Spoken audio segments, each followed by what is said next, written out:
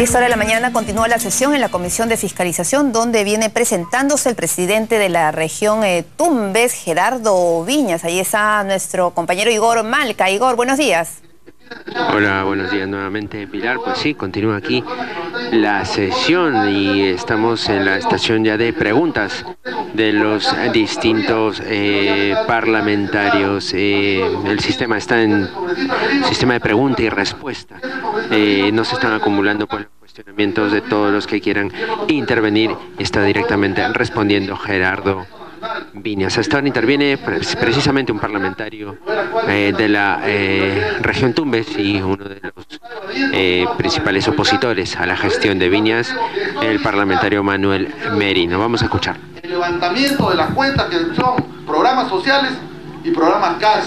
Ojo, señor presidente, yo he conversado con el ministro de Economía y a través de usted quiero que le solicite al ministro de Economía, porque no están facultados ellos para automáticamente levantarlo. Y en este caso preguntarle al señor presidente regional si es que ha solicitado ya el levantamiento de las cuentas para que haya la transferencia del Seguro Integral de Salud y del programa del seguro escolar. Ahí estamos hablando de una población de más de 25.000 jóvenes que tienen seguro escolar. Y en el caso del CIS estamos hablando de más de 100.000 habitantes que tiene Tumbes que se vienen atendiendo con el Sistema Integral de Salud, señor presidente. Eso es todo, muchas gracias. Ustedes, por el camerino. Señor presidente Gerardo Viñas. Sí, para aclarar ya nada más. Sobre el señor Aristóteles, trabajó hasta el 2012, ya no trabaja, es un abogado, ya no trabaja con el gobierno regional. En el caso del Tupamaro, sí es cierto, presidente, allá es...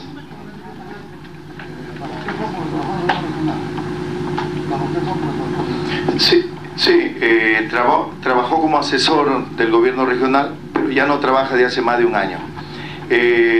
Presidente, sobre el Tupamaro, es un colegio que lo saben los que son de Tumbes, que queda en un barrio que se llama Pampa Grande. Y los barrios a veces son conflictivos.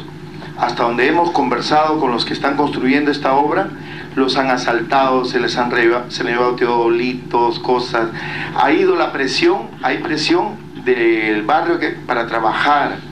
Hay presión por parte de que sabemos, que creo que eso es hasta a nivel nacional, de extorsionadores que quieren ser chalecos, entre comillas, de estas obras, generándole perjuicio a los contratistas y retardo. Ese es el móvil, pero yo concluyo, presidente, que esas obras se van a terminar, y no el 31 de diciembre, están por concluirse, en el caso del Tupamaro, el 17 de julio, y en el caso del Malecón, el 30 de mayo. Y sobre si he pedido el desbloqueo, sí. Inmediatamente, la semana pasada, le presenté al Contralor que me permite una audiencia para explicarle los temas documentadamente, que ojalá me atienda. Le he reiterado esta semana, ojalá que nos permita ser atendidos. Me habían dicho que tenía un viaje al extranjero, ojalá que a su retorno me atienda para explicarle. Y al Ministerio de Economía y Finanzas también le he solicitado... Gerardo Viñas, el presidente del gobierno regional de Tumbes, él está saliendo al frente de todos los cuestionamientos y él ha señalado que no es terrorista y también está respondiendo ante otras denuncias por irregularidades en su gestión. Ahora vamos a cambiar de tema. Un informe de la Organización Mundial de la Salud reveló una alta resistencia a los antibióticos, esto debido al mal uso que le dan las personas a estos medicamentos. Vamos a ver el informe. Nila García reconoce que con solo sospechar de que podría tener una infección, antes de ir al médico, a lo primero que recurre es a los antibióticos. Uno lo consigue sin receta y es lo que uno cree que es más recomendable. Cuando uno le duele algo, uno cree que tiene una infección. Pero un informe de la Organización Mundial de la Salud advierte que el consumo excesivo de los antibióticos hace que las bacterias sean cada vez más resistentes al medicamento. Un peligro grave que podría generar que hasta las infecciones leves se vuelvan fatales. Las bacterias, igual que los virus, van creando resistencia. El autorrecetar antibióticos es un problema que se ha propagado a nivel mundial. Ahora llega la doctora. Nila reconoce el riesgo de autorrecetarse antibióticos. Sin embargo... Pero muchas veces uno no piensa en las consecuencias, sino en aliviar el malestar. Isolda Peguero de Telemundo para Ecoavisa. Bueno, y A esa hora está con nosotros el doctor Aldo Álvarez, él es jefe de atención farmacéutica de la DIGEMIT. Doctor, gracias por estar con nosotros. ¿Y qué opina de este informe de la Organización Mundial de la Salud? Sí, bastante complicado, es un tema largo. Hace mucho tiempo OMS y OPS, Organización Panamericana de Salud, y nosotros como Ministerio de DIGEMIT trabajamos por informar a la población las desventajas que se dan dentro del sistema de salud cuando el uso es incorrecto. Para que la gente entienda un poco, no todos, pero muchos, se resfrían, por ejemplo, estamos en pleno invierno, y toman antibióticos sin prescripción médica. ¿Qué tan riesgoso es eso? Sí, hay que entender qué es cada medicamento y para qué se utiliza. El caso de resfrío, se tratan de virus, un tipo de microorganismos diferentes a las bacterias. Y en este caso los antibióticos, y específicamente los antibacterianos, son los que matan bacterias. Entonces resulta poco lógico tratar de matar virus con algo que mata bacterias. Y eso es lo que básicamente pasa, es el error. Se piensa que la infección siempre es igual y se omite inclusive ir al médico y se va, pretende hacer una compra o con medicamentos que quedaron en casa y se dice, bueno, tengo algo parecido, voy a tomar estos antibióticos y lo que se genera son varias cosas. Por un lado, puede hacerse que estos medicamentos luego ya no funcionen bien, puesto que generan la resistencia, bacteriana, es decir, las bacterias desarrollan mecanismos que finalmente previenen del efecto letal que tienen estas sustancias químicas, medicamentos, y las bacterias sobreviven a ellos. Y de otro lado, los efectos adversos negativos que se pueden dar también en las personas. ¿Qué tipo de efectos adversos? Ocurren diferentes cosas, por ejemplo, diarreas, que pueden darse por el excesivo uso por muchos días de los antibióticos. Y lo otro que también pasa es que pueden haber pacientes que tengan algún tipo de alergia a algún tipo de medicamentos. Y como lo usan sin supervisión médica, pues también pueden tener algunas complicaciones para su vida, ¿no? Habría que hacer un alto y reflexionar porque según precisamente ese informe de la OMS, las infecciones comunes de hace poco ahora se han convertido o se pueden convertir en letales. Así es. Ahora, existen varios factores alrededor de esto.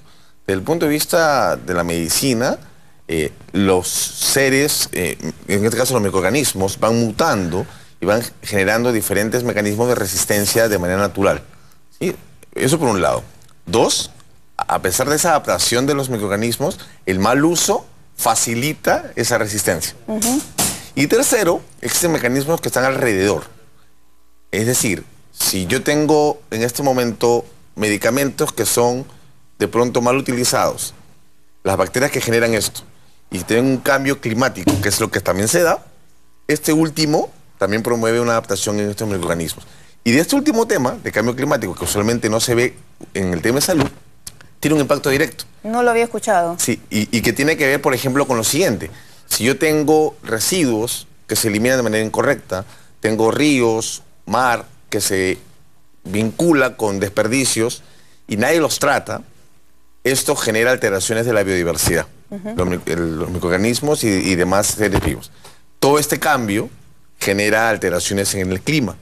Por eso que tenemos en el mundo climas mucho más fríos o calientes inusuales. Y también vienen las mutaciones. Y ahí vienen las mutaciones y adaptaciones del microorganismo. Claro. Entonces, los que eran no tan letales, eran más tranquilos, resulta que ahora son muy dañinos y se da toda esta explicación. Entonces, ahora, tiene tres niveles. Claro, ahora estaba revisando un poco de la información y en otros países, por ejemplo en España y en Estados Unidos, hay muchísima atención con este tema. Aquí en Perú, ¿cuál es la tasa de resistencia a los antibióticos? Lo que ocurre es que ¿hay una evaluación? ¿Ya manejan algún tipo de cifra? Hay números que no son tan precisos. Lo que sí tenemos claro es niveles de automedicación, ¿no? Entonces, ¿hay cifras de eso? ¿Cuántos de los peruanos, cuántos se automedican? Se estima en algún estudio que se hizo hace unos 6, 7 años, como un 60%. Y 60% de peruanos que se automedican. En algún momento, exactamente. Entonces, sin prescripción médica. En realidad, aquí es multifactorial, uno, y el abordaje también tiene que ser multisectorial. Los medios de comunicación nos ayudan a hacer esto. Nosotros como ministerio, como DIGEMIT, trabajamos directamente en campañas diversas. Las direcciones de salud también lo hacen. Y también hay otra explicación y otro abordaje que intentamos dar en boticas y farmacias. Entonces, a la población siempre le recomendamos que cada vez que compren un medicamento, por más que sepan o crean que sepan o utilicen por muchos años, consulten que hay farmacéuticos que están del otro lado del mostrador que pueden resolver dudas. La costumbre de utilizar tal o cual posiblemente estén en un error y son esos químicos farmacéuticos de farmacias, boticas, hospitales, clínicas, los que pueden dar una mejor información para mejorar el uso. ¿Qué tipo de campañas han venido realizando recientemente a propósito de este tema del uso inadecuado de antibióticos? Precisamente en DIGEMIT se tiene un equipo específico que trabaja ese tema y un equipo complementario del uso racional directamente y de la atención farmacéutica, que es el trato con los pacientes. Y las campañas ocurren durante todo el año. Las páginas web nuestra y las páginas web de las direcciones de salud también transmiten esta información. Y sabemos que los medios de comunicación también lo transmiten. Y sin embargo, también estamos trabajando para incorporar estas alertas y este tipo de mejora del comportamiento desde el nivel educativo. Entonces, también hay información que se ha ido incorporando, se pretende incorporar dentro de la formación de las escuelas, de los colegios. Y ¿eso se va a hacer o ya se está haciendo? No, ya se ha hecho, la documentación está lista y se está buscando integrar esta información para que en el colegio también los niños reciban esta información y en unos 5, 10, 15 años que se tornen ciudadanos, pues tengamos ciudadanos mucho más informados y que puedan transmitir esta información a otros y generar un cambio de conducta, ¿no? Porque es un cambio conductual más que solamente de información. Claro, definitivamente tiene que haber un cambio conductual, según esta encuesta, bueno, que se ha realizado hace 6 o 7 años, ¿no? Sí. Pero un 60% de los peruanos, o sea, 6 de cada 10 peruanos alguna vez ha consumido algún medicamento sin haber ido al médico. Exacto, y lo que ocurre es que también uno empieza a mirar investigaciones en otros lados y salvo en países donde existen reglas mucho más antiguas y donde se han abordado estas estrategias un poco antes, en general los porcentajes son parecidos. O sea, también es lógico pensar que si el paciente percibe un síntoma similar, no se le va a ocurrir algo diferente más que coger los medicamentos que tiene en casa. O sea, hay que... Y menos en el caso de un niño, por ejemplo, en la atención pediátrica. Exacto. Entonces, hay un riesgo muy grande cuando una mamá o un papá piensa que su hijo tiene las mismas manifestaciones que hace 2 o 3 meses, aún le queda un poco del jarabe que preparó el otro día y lo puede utilizar. Entonces, hablamos de polvos para reconstitución, por ejemplo, polvos que se le echa una cantidad de agua y se mezcla para utilizar y que tienen 10 días para utilizarse y que luego deben ser descartados. Entonces, muchos papás, mamás no saben eso, claro, los mantienen ahí 2 o 3 meses más y lo utilizan pudiendo generar 2 cosas. 1, que no sea efectivo, o 2, la formación de otras sustancias químicas que pueden generar daño a los pacientes. Y complicar el estado de salud de su propio hijo. Ahora, ¿qué tipo de bacterias son las que se están haciendo más resistentes aquí en nuestro país? Lo normal es pensar, también entender que en la salud pública existe una modificación del patrón de resistencia a los medicamentos. Ajá. Por ejemplo, en algún momento, la tetraciclina era un medicamento que tenía mucha resistencia. Y la nitrofurantoína y el sulfametoxazol más trimetoprim. Nombres... Tetraciclina sí he escuchado. Sí, que tengo que explicarlo de pronto en el DSI para no dar ninguna marca en especial. Ajá, ajá. Y que de pronto su mala utilización generaron una resistencia y se pasaron a otros medicamentos. Entonces se comenzó a utilizar amoxicilina, ampicilina, ciprofloxacino, norfloxacino. ¿Qué ha ocurrido? Que al pasar a estos otros medicamentos y ya no los primeros, el patrón de resistencia cambió. Y ahora hay una resistencia a amoxicilina, a ciprofloxacino, a norfloxacino, y hay mucho menos resistencia a lo anterior porque ya se dejó de utilizar. Entonces, es muy interesante también entender eso. En el caso de la amoxicilina, o sea, yo siempre escucho, voy a tomar amoxicilina, o sea, claro, ¿fueron al doctor? No han ido al doctor. Se convirtió en el medicamento... Entre comillas, de moda. De moda, al alcance, claro. Y que como mucha gente lo utiliza, debe ser pues, seguro y debe ser efectivo, ¿no? Entonces, la transmisión oral de las personas y de los hábitos de cómo tratarse, entonces uno puede escuchar conversaciones de este tipo en la oficina, ¿no? Yo tengo tal cosa, mira, yo tomé la otra vez esto, usa esto. Y bueno, no hay nadie más que medie, será finalmente real, ¿no? Total, mi compañero está acá todavía trabajando, se ha curado, debe funcionar. Claro, porque es mejor pagar la consulta médica que pagar las consecuencias que puedan generar. Ciertamente. Un mal uso de antibióticos en general de los medicamentos. Más allá del tema inclusive de la disponibilidad, ¿no? Porque uno siempre pensará, no, es que hay mucha cola, las citas, pero siempre hay un pretexto de pronto para no ir, ¿no? Entonces, hay que entender que también los profesionales de la salud tienen una misión dentro de la sociedad y tienen una razón de ser, ¿no? ¿Hay dolencias menores que se pueden manejar solas? Sí. Pero hay infecciones que requieren un abordaje integral y hay profesionales para eso, ¿no? Por eso el médico diagnosticará, hará una receta médica. Asegúrense antes de salir de la consulta que entienden la receta, ¿sí? Por el tema de la letra. Si tienen alguna duda, pregunten, lleven un lapicero si es necesario para escribir y que cuando le entreguen los medicamentos en la farmacia con la explicación, verifiquen que lo que le están dando corresponde a la receta médica. Y lo que ocurre lo que ocurre muchas veces es que uno sí va con la receta médica y en la farmacia le dicen, no, ese otro medicamento es mejor. Claro, entonces acá hay dos circunstancias. Y uno supuestamente confía en el farmacéutico. Efectivamente, hay dos circunstancias en paralelo que se dan. Y dos opciones que también se dan en la farmacia o botica. Uno es que lo atiende el farmacéutico y otro que lo atiende un técnico de farmacia. Okay, son dos opciones diferentes, que hay diferencia bastante claro quién es quién. Uno. Dos. Puede ser que el medicamento que uno lleve en la receta tenga un nombre de marca determinado. Y de que a uno le ofrezcan, sí, tenemos este, y también tenemos otro que contiene exactamente lo mismo, pero de otra marca, y a otro precio. Eso es una oferta que, no habría problema, que la ley respalde inclusive. El farmacéutico puede hacer esa oferta. La historia diferente es cuando a uno le dicen, bueno, esta es la receta y yo tengo este otro medicamento que contiene otra sustancia, que sirve para lo mismo, pero es otra sustancia que no es la que te dio el médico. Claro. Ahora, hay una tercera opción que también pasa en algún momento, y es ahí donde le decimos a la población esté atenta, es que uno entrega una receta médica, le entreguen otro medicamento que contiene lo mismo, pero no le expliquen que le están dando un medicamento con la misma composición. Entonces, la ley lo permite, pero hay que informar.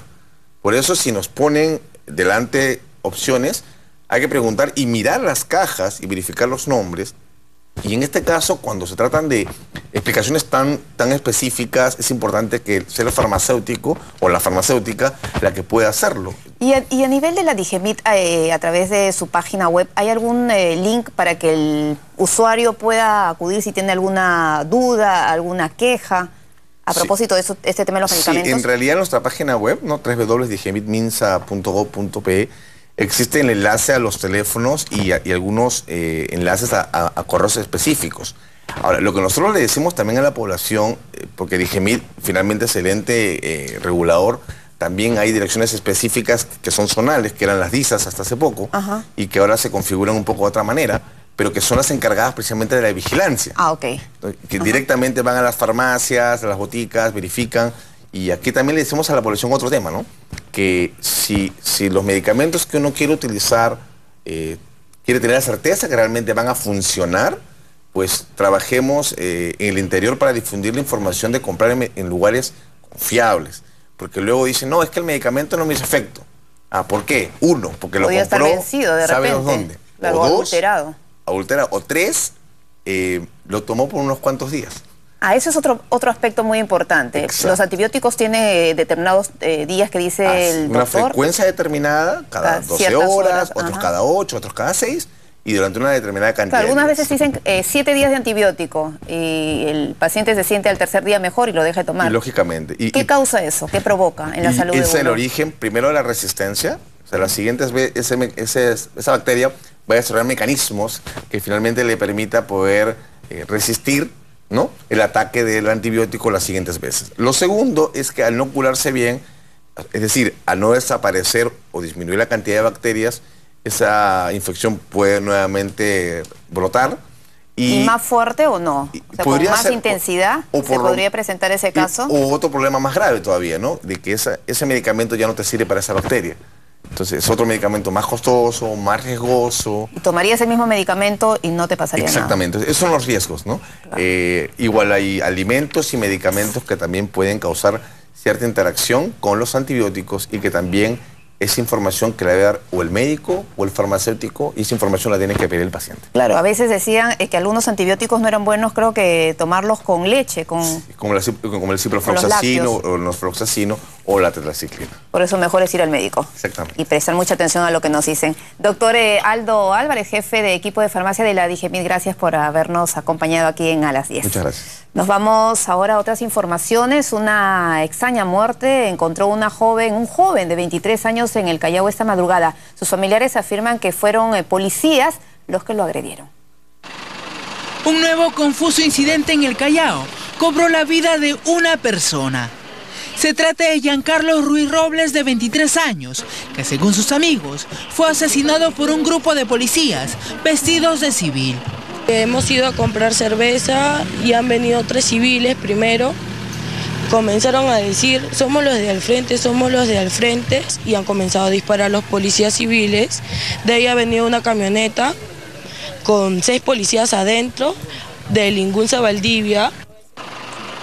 Habrían sido 6 disparos los que efectuaron los sujetos que llegaron a la urbanización Satélite Santa Rosa, 2 de los cuales terminaron impactando en el cuerpo del joven, uno en el tórax y otro en la cabeza. ¿Qué pasaban ustedes nomás? ¿Usted escuchó los disparos, señor? Yo escuché los disparos porque estaba acá, pero no sabía de dónde venían los disparos. Yo pensaba que era del parque. Entonces han comenzado a corretearme a mí, yo siendo menor de edad, me han rodeado y yo he tenido que correr a pedir auxilio. Giancarlo Ruiz Robles fue llevado al Hospital Negreiros, donde murió a los pocos minutos. En el lugar de los hechos, aún se logra ver los impactos de bala en las paredes y locales, como este.